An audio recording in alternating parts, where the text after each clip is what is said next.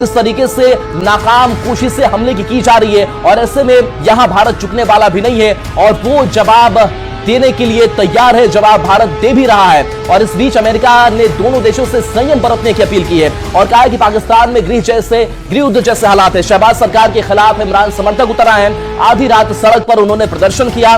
तो ये ऑपरेशन सिंदूर से जुड़ी हुई कुछ बड़ी बातें। जयशंकर की अब तक 10 देशों के विदेश मंत्रियों से बात भी हो चुकी है और इटली के विदेश मंत्री से भी जयशंकर की बात हुई है। जर्मनी, स्पेन, ईरान के भी विदेश मंत्रियों से लगातार एस जयशंकर बातचीत कर रहे हैं। अमेरिका के विदेश मंत्री से भी एस जयशंकर ने बातचीत की है। तो जयशंकर अब तक 10 देशों के विदेश मंत्रियों से बातचीत कर चुके हैं और आपको बता दें कि इस बीच जर्मनी, स्पेन, ईरान के भी विदेश मंत्रियों से एस जयशंकर ने बातचीत की है। तो अमेरिका के विदेश मंत्री से भी बात की है और 10 देशों के विदेश मंत्रियों से एस जयशंकर बात कर चुके हैं। इटली के भी विदेश मंत्री से बात कर चुके हैं। देखिए, इसी बीच आपको बड़ी जो बातें हैं वो बता रहे हैं। तो LOC पर रात भर फायरिंग की गई। ऑपरेशन सिंदूर के बाद लगातार पाकिस्तान बौखलाया हुआ और ऐसे में जम्मू कश्मीर में लगातार फायरिंग की गई। भारत ने इसका मुंह तोड़ जवाब दिया है। ड्रोन से हमले का जवाब भारत ने दिया है। तो पाकिस्तान की नापाक हरकत और इस हरकत को भारत ने नाकाम कर दिया। आपको बता दें कि ऑपरेशन सिंदूर के बाद पाकिस्तान की नापाक हरकत पर बहुत ज्यादा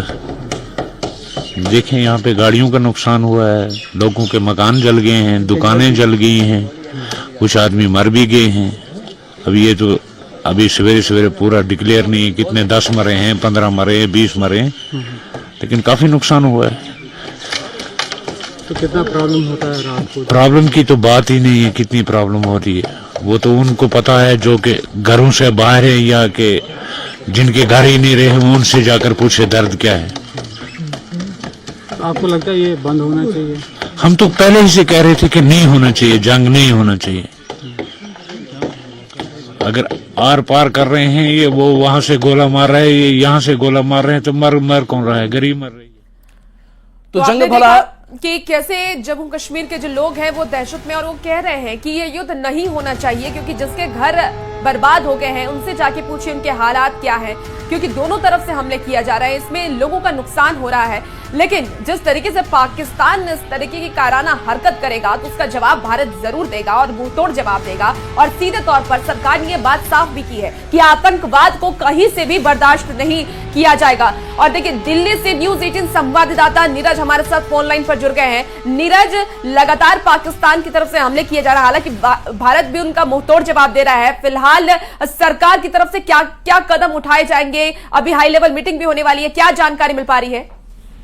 देखिए, देश की सेना जो है वो जो कदम उठाना चाहिए सीमा की सुरक्षा के लिए और भारत की संप्रभुता पे किसी तरह के हमले के लिए, उसका जवाब तो सेना की तरफ से दिया जा रहा है। और कल बीती रात भी जो अब तक जानकारी मिली, पाकिस्तान के 45 ड्रोन पूरे LOC इलाके से लेके इंटरनेशनल बॉर्डर के सामने से भी जो भी ड्रोन भारत की तरफ से छोड़े गए थे उनको मार गिराया है भारत ने, ये जानकारी बीती रात जो कुछ हुआ है। दूसरी तरफ डिप्लोमेटिक तौर पे भारत लगातार दुनिया के अलग अलग देशों से संपर्क में है। बीती रात विदेश मंत्री एस जयशंकर की अमेरिका के विदेश मंत्री मार्को रूबियो से बात हुई है। EU में जो विदेश मामलों की प्रतिनिधि है उनसे बातचीत हुई है। इटली के विदेश मंत्री से बातचीत हुई। तो भारत लगातार डिप्लोमेटिक तौर पे भी अलग अलग देशों के संपर्क में। लेकिन सबसे अहम बात यह है कि भारत ने ये साफ कर दिया कि अगर पाकिस्तान एस्केलेशन बंद नहीं करता है तो मुंहतोड़ जवाब दिया जाएगा और वही जवाब दिया जा रहा है। इस्लामाबाद हो या पाकिस्तान के दूसरे शहरों, भारत की तरफ से इस तरह से अटैक किए जा रहे हैं, जवाबी अटैक किए जा रहे हैं, तो उससे अंदर असर हो रहा है। और भारत की तरफ से ये भी कह दिया गया, कल ही विदेश सचिव विक्रम मिस्री की बैठक थी, माफ कीजिएगा ब्रीफिंग थी, उसमें उन्होंने कहा कि जो एस्केलेशन की शुरुआत है वो 22 अप्रैल को तब हुई थी जब पहलगाम में हमला हुआ था।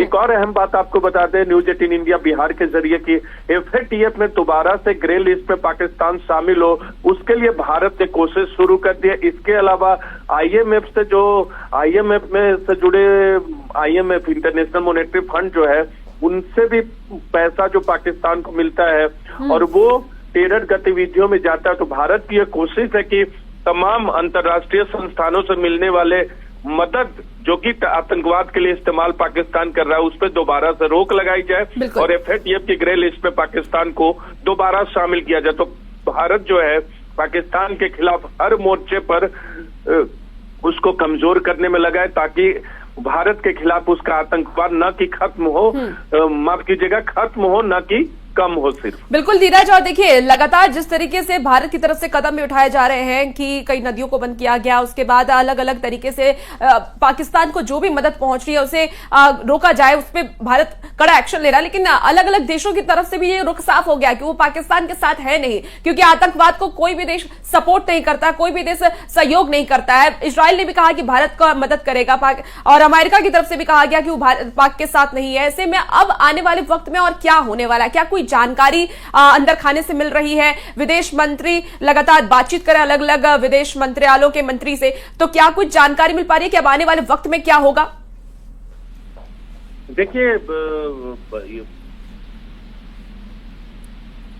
नीरज, आप तक आवाज पहुंच पा रही है?